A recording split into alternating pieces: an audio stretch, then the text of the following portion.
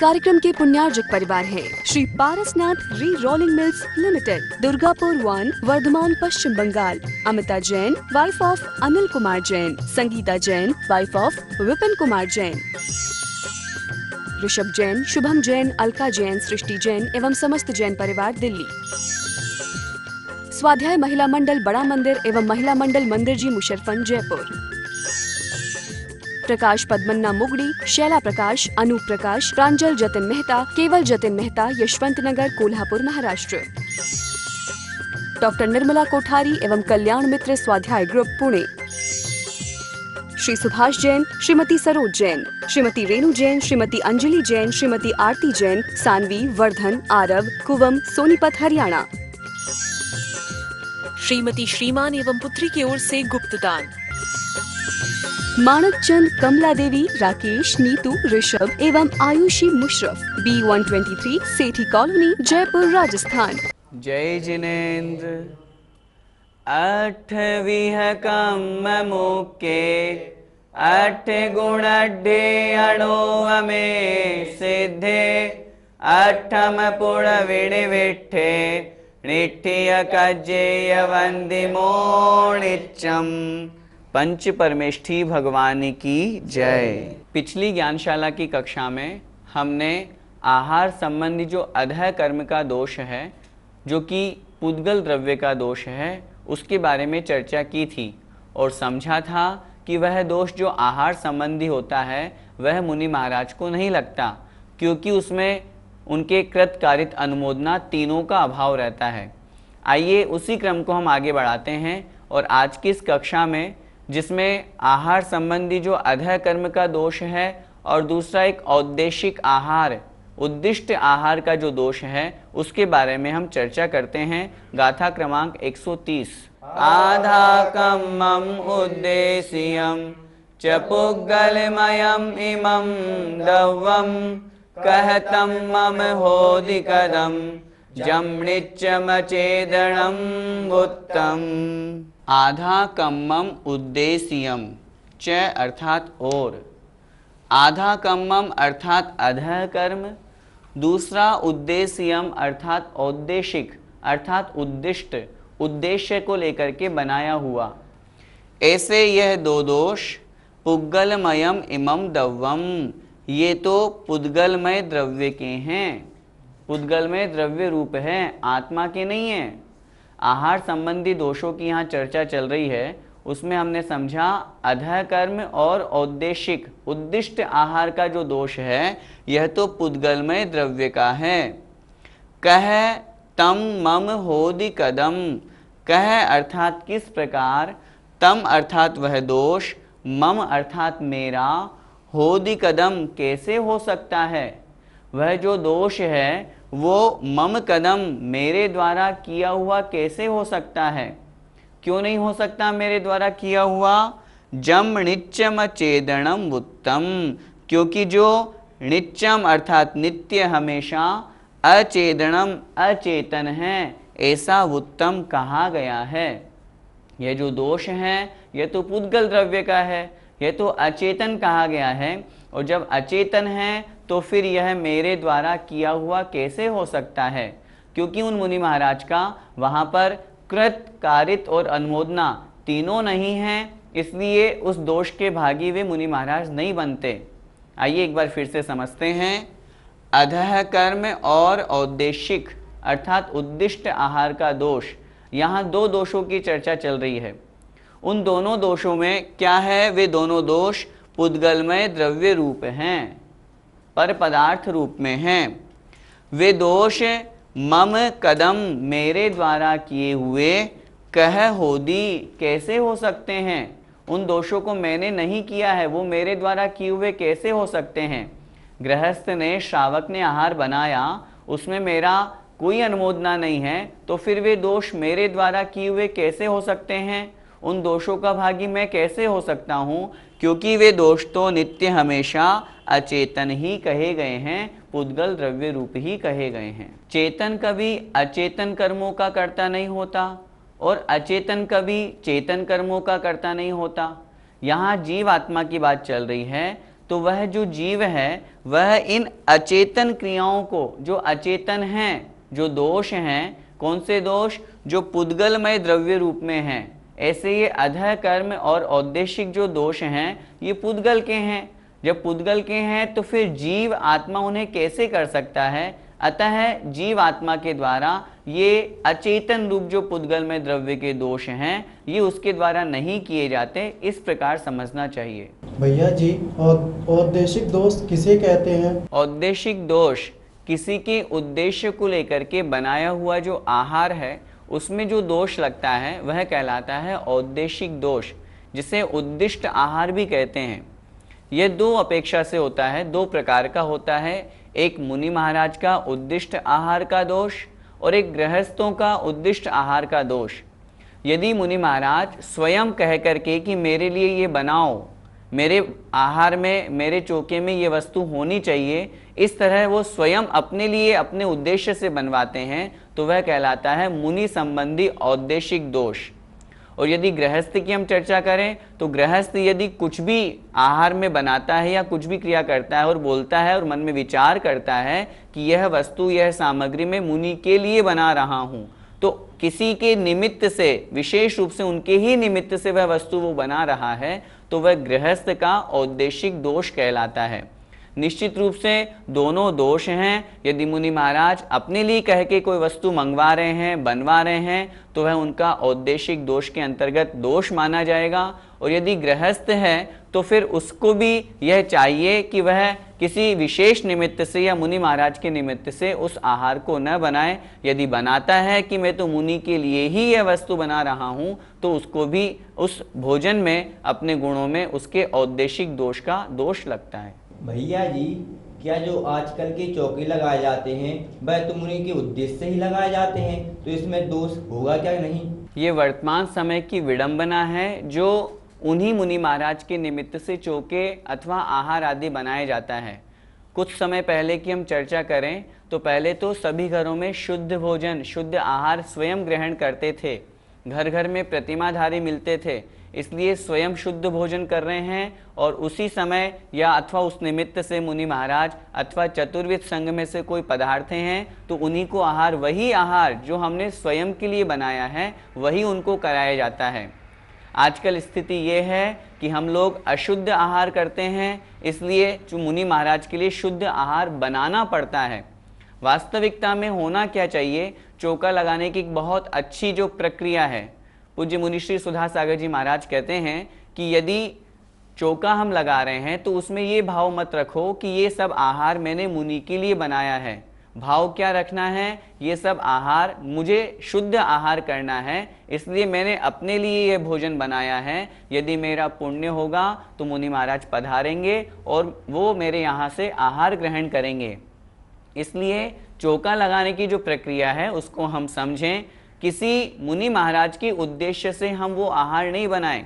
यदि वो आहार हम बनाएंगे, उनके निमित्त से बनाएंगे, तो उद्दिष्ट आहार का दोष लगेगा। संकल्प करें, जैसे बहुत बार ऐसी स्थिति होती है, हम पर्युषण पर्व में आचार्य श्री के पास में गए, वहाँ पहुँच गए, पहुँच करके एक दिन पहले जाकर के संकल्प ले लिया, मैं स्वयं 10 दिन शुद्ध आहार ग्रहण करूँगा, शुद्ध भोजन ग्रहण करूँगा, चौका लगाऊंगा, उसमें मुझे स्वयं शुद्ध भोजन ग्रहण करना है। मुनि महाराज अतिथि संविभाग व्रत का पालन करना है, मुनि महाराज को मैं पड़गाहन करूँगा, मेरा पुण्य होगा तो मैं उन मुनि महाराज को आहार दूंगा। नहीं अगर पुण्य का योग बना तो मुझे तो स्वयं शुद्ध आहार करना ही करना है। वास्तविकता में आहार देने की, चौका लगाने की यही सही प्रक्रिया है। मुनि महाराज के उद्देश्य से यदि आहार या चौका बन रहा है तो वहाँ श्रावक को उस निमित्त दोष तो लगेगा ही लगेगा। इस तरह से यदि हम कहीं आचार्य श्री के पास न जा सकें, मुनिश्री के पास नहीं जा सकें, यदि हमारे नगर में भी मुनि महाराज पधारे हैं, आरिका माता जी पधारी हैं, हमारा मन हो रहा है उनको आहार देने का, तो हम 3 दिन 5 दिन, जितना दिन हमें शुद्ध आहार और शुद्ध भोजन ग्रहण करने का मन हो उतने दिन का हम संकल्प करें। और उन 5 दिनों में जितने दिन हम चौका लगाने का हमने अपने मन में भाव बनाया है, उन दिनों में शुद्ध आहार ग्रहण करने का नियम लें, संकल्प लें, चाहे मुनि महाराज पधारें या नहीं पधारें। हम अपने लिए शुद्ध भोजन बना रहे हैं, वही शुद्ध भोजन उन मुनि महाराज को हम देंगे तो हमारा वहाँ पर वह उद्दिष्ट आहार का दोष नहीं लगेगा। यदि मुनि महाराज हमारे चौके में पधारे तो हमें आहार दान का फल तो मिलेगा ही मिलेगा, उस निमित्त जो पुण्य बंधेगा वो तो हमारे जीवन में उपयोगी है ही सही। और यदि कदाचित मुनि महाराज नहीं आ पाते हैं, हमारा पुण्य कमज़ोर रहता है, तो हमने तो जो जितने दिन चौका लगाया, जितने दिन शुद्ध भोजन ग्रहण करने का संकल्प लिया, माना कि 5 दिन, तो उन 5 दिनों में हमें तो शुद्ध भोजन ग्रहण करने का लाभ होगा ही होगा, उस निमित्त जो पुण्य होगा वह तो प्राप्त होगा ही होगा। इसलिए आहार बना करके मुनि महाराज को कराने की यह जो प्रक्रिया है, इसे हमें अच्छी प्रकार से समझ करके और फिर उस तरह से चौका लगाना चाहिए। कर्म और औद्देशिक आहार की एक और गाथा है, आइए उसे भी हम समझते हैं। आधा कम्मम उद्देश्यम च पुग्गलमयम इमं दव्वम कहतम मम हरविदम जमनिच्चमचेदनम उत्तम। आधा कम्मम उद्देश्यम च, आधा कम्मम अर्थात अधः कर्म, उद्देश्यम अर्थात औद्देशिक अर्थात उद्दिष्ट आहार संबंधी दोष। ये पुद्गलमयम इमं दव्वम, ये पुद्गलमय द्रव्य रूप हैं, पुद्गलमय द्रव्य के हैं। ये जो दोष हैं जिनकी हम चर्चा कर रहे हैं, ये चेतन आत्मा के नहीं हैं, ये पुद्गल द्रव्य के दोष हैं। कह तम मम कारविदम, कह किस प्रकार, तम अर्थात उन दोषों को, मम कारविदम मेरे द्वारा किए हुए हो सकते हैं अथवा मेरे द्वारा कराए हुए हो सकते हैं। वे जो दोष हैं वे पुद्गल द्रव्य के हैं, वे मेरे द्वारा कराए हुए कैसे हो सकते हैं? क्योंकि जमनिच्चम चेदनम उत्तम, जो कि नित्य हमेशा, अचेदनम अर्थात अचेतन, उत्तम अर्थात कहे गए हैं। ये नित्य हमेशा अचेतन कहे गए हैं, और जब अचेतन हैं, पुद्गलमय द्रव्य रूप हैं, तो फिर ये मेरे अर्थात आत्मा के कैसे हो सकते हैं? यहाँ उन आहार संबंधी दोषों की चर्चा चल रही है। आचार्य भगवान कहना चाह रहे हैं कि जो आहार संबंधी दोष हैं ये पुद्गल के हैं, पुद्गल द्रव्य रूप में हैं, चेतन आत्मा के द्वारा उन दोषों का कोई संबंध नहीं है। यदि चेतन शुद्धोपयोगी उन मुनि महाराज का उस आहार संबंधी दोष लग जाए तो फिर पर पदार्थ से तो वो छूट ही नहीं सकते। उन मुनि महाराज का मन, वचन, काय, कृत, कारित और अनुमोदना, इन 9 कोटि से उनका कोई इंटेंशन नहीं, उस तरफ इन 9 कोटि से पूर्ण रूप से उनका त्याग होता है। और जब उनका पूर्ण रूप से त्याग है तो इस संबंधी दोष उनको कदापि नहीं लग सकता। और यदि इस संबंधी दोष मानेंगे कि गृहस्थ ने आहार बनाया, मुनि के निमित्त बनाया, इस तरह का, तो मुनि का उसमें कोई लेना देना नहीं है। यदि इस तरह का दोष मुनि में मानेंगे तो फिर मुनि कभी छूट ही नहीं सकते, फिर तो वे परद्रव्यों में उलझे ही रहेंगे, उन्हें मुक्ति ही नहीं हो सकती। तो इस प्रकार ये दोनों प्रकार के जो दोष हैं ये पुद्गल द्रव्यमय हैं और अचेतन हैं। ये उस ज्ञानी के द्वारा कराए हुए कैसे हो सकते हैं? अर्थात नहीं हो सकते। भैया जी, आहार तो मुनि राज ही कर रहे हैं, क्या उन्हें दोष नहीं लगता? हमने माना आहार तो मुनि महाराज ही कर रहे हैं, लेकिन यहाँ जिस दोष की बात चल रही है उस दोष में उन मुनि महाराज का कोई भी इंटेंशन नहीं है। जैसे अधः कर्म और औद्देशिक, इन दोनों दोषों की हम चर्चा कर रहे हैं। मुनि महाराज ने स्वयं अपने लिए कह करके भोजन नहीं बनाया, न दूसरों से बनवाया और न उसमें अनुमोदना करी। मन से, वचन से, काय से, कृत, कारित, अनुमोदना से, 9 कोटि से उनका उस आहार संबंधी किसी प्रकार की कोई चर्चा उनकी नहीं होती है। आहारचर्या को निकलते हैं, विधि पूर्वक निकलते हैं, जहां उनका आहार होता है वहां आहार ग्रहण करते हैं, वापस आकर के अपने शुभोपयोग, शुद्धोपयोग के लिए प्रयास करते हैं, धर्म ध्यान में लीन हो जाते हैं। तो 9 कोटि से उन मुनि महाराज का किसी भी अपेक्षा से, उस श्रावक से, गृहस्थ से, उस आहार से कोई संबंध नहीं है। ये जो दोष हैं ये पुद्गल द्रव्य के हैं, और यदि पुद्गल द्रव्य के दोष ज्ञानी आत्मा को लगने लगे तो फिर तो संसार से मुक्ति का ही अभाव हो जाएगा। हाँ, यदि उन मुनि महाराज का उसमें कोई इंटेंशन है, मन वचन काय है, कृत कारित कोई अनुमोदना है तो उनके दोष कहा जाएगा, अन्यथा उनके दोष नहीं कहा जाएगा। इस प्रकार समझना चाहिए। श्रामण्य अधिकार के अंतिम चरण की ओर हम बढ़ रहे हैं। हमने जो श्रामण्य अधिकार में मुनि महाराज का स्वरूप समझा, उन मुनि महाराज के स्वरूप को अच्छी प्रकार से हम समझ करके अपने मन में यह धारणा बैठाएं कि इस तरह मूल गुणों का पालन करने वाले जो मुनि महाराज हैं वे हमारे द्वारा वंदनीय हैं। यदि वे किंचित मात्र भी परिग्रह अथवा आरंभ अपने साथ में करते हैं, रखते हैं, तो वे मुनि महाराज वंदनीय नहीं हैं, वे निगोद के पात्र हैं। इन सब चर्चाओं को समझने के पश्चात अब हम गाथा क्रमांक 132 की ओर बढ़ते हैं, जिसमें आचार्य भगवान कुंद स्वामी महाराज बता रहे हैं ऐसे उन महान श्रमण जो है मुनि महाराज हैं, उनकी भक्ति पूजा करने से क्या लाभ होता है। अशुभो योग रहिता शुद्धो जुत्ता सुहो जुत्ता वा नित्थारयन्ति लोगम ते सुपसत्थम लहदी।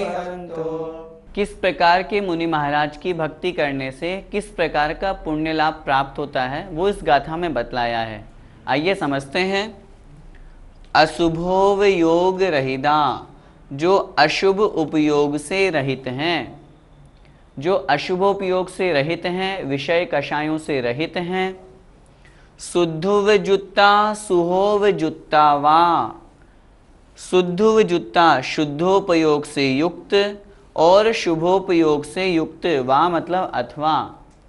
जो अशुभोपयोग से रहित है, शेष बचे हुए दो उपयोग शुभोपयोग और शुद्धोपयोग, इन दोनों में से किसी एक उपयोग से युक्त है, ऐसे मुनि महाराज नित्थारयन्ति लोगम, नित्थारयन्ति निस्तारित कर देते हैं अर्थात तार देते हैं, उन्हें पार करा देते हैं। लोगम अर्थात लोगों को, संसारी प्राणियों को वे मुनि महाराज जो शुभोपयोग अथवा शुद्धोपयोग से युक्त हैं वे तार देते हैं।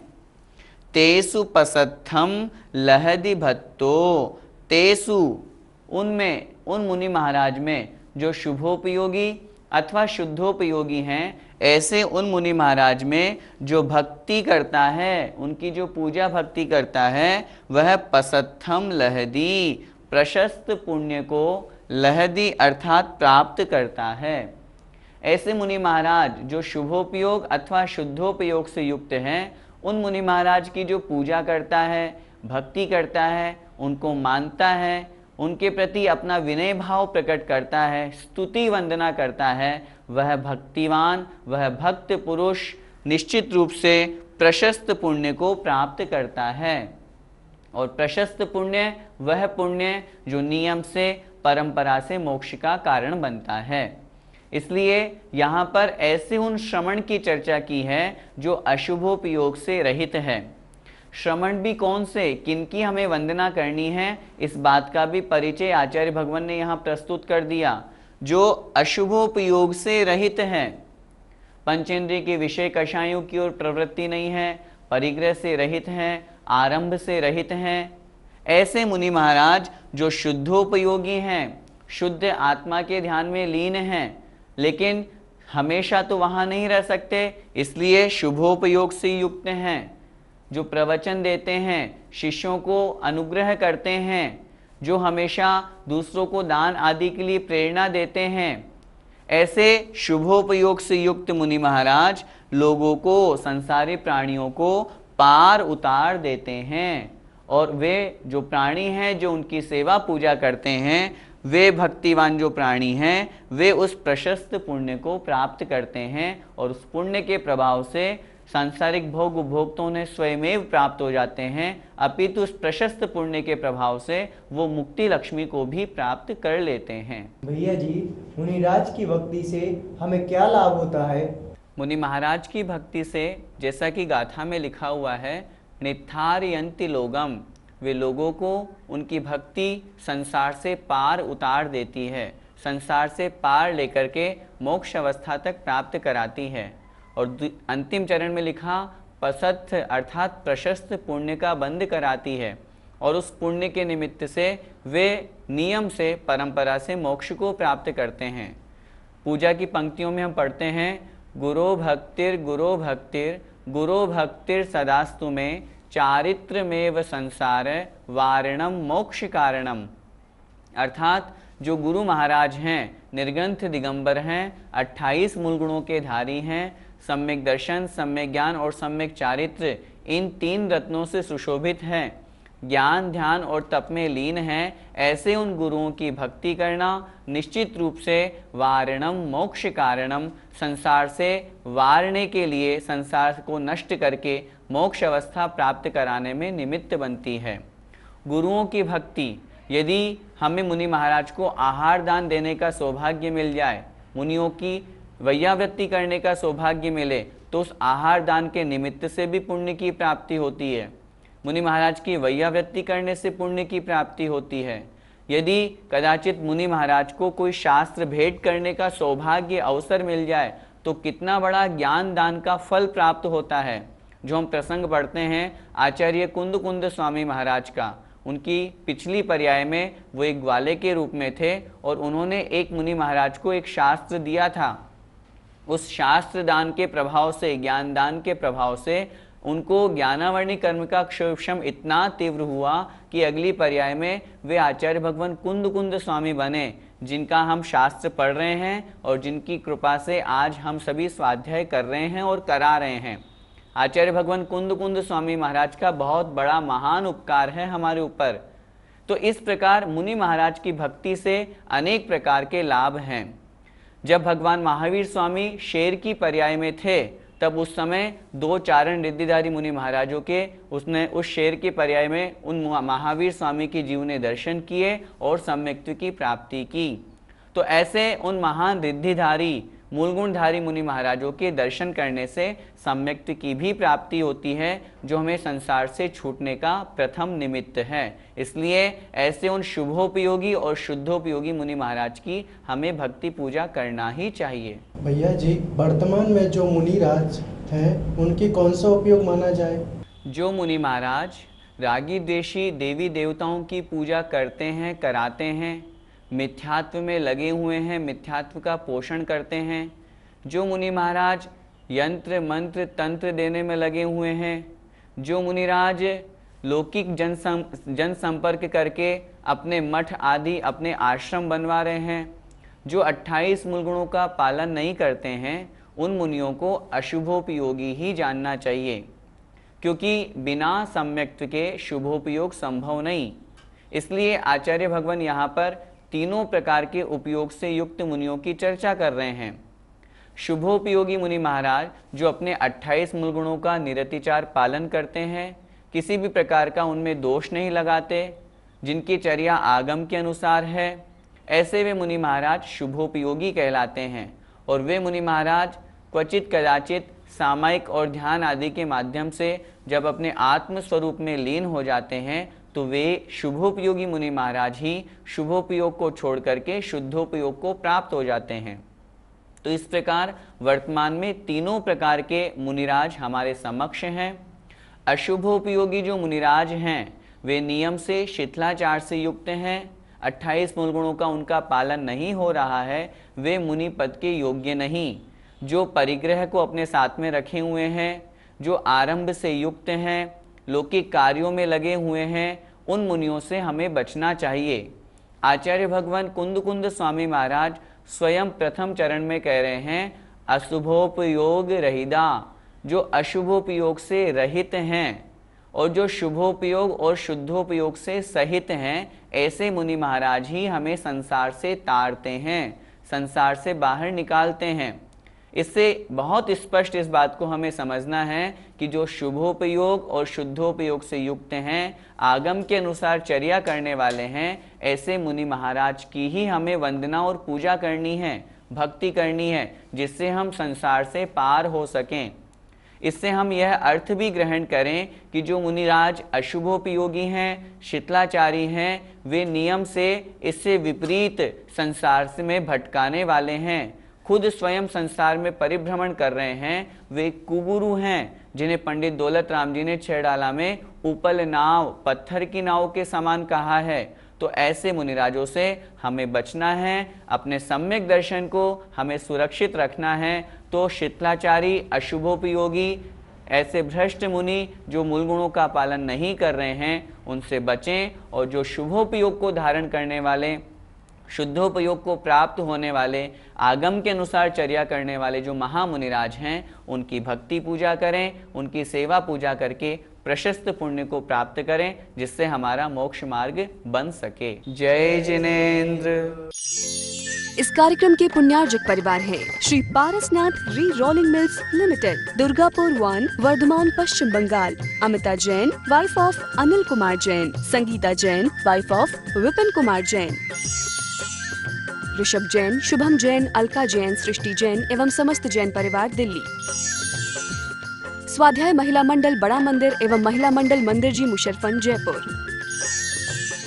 प्रकाश पद्मन्ना मुगड़ी, शैला प्रकाश, अनूप प्रकाश, प्रांजल जतिन मेहता, केवल जतिन मेहता, यशवंत नगर, कोल्हापुर, महाराष्ट्र। डॉक्टर निर्मला कोठारी एवं कल्याण मित्र स्वाध्याय ग्रुप, पुणे। श्री सुभाष जैन, श्रीमती सरोज जैन, श्रीमती रेणु जैन, श्रीमती अंजलि जैन, श्रीमती आरती जैन, सानवी, वर्धन, आरव, कुवम, सोनीपत, हरियाणा। श्रीमती श्रीमान एवं पुत्री की ओर से गुप्त दान। माणक चंद, कमला देवी, राकेश, नीतू, ऋषभ एवं आयुषी मुशरफ, B123, सेठी कॉलोनी, जयपुर, राजस्थान।